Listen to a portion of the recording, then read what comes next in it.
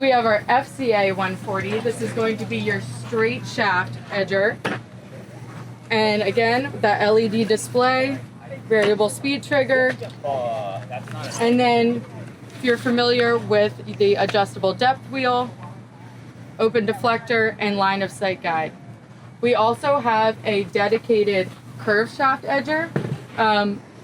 Just for prosperity's sake, we'll keep it to the straight shaft, and you can use the curve shaft with the combi attachment if you would like.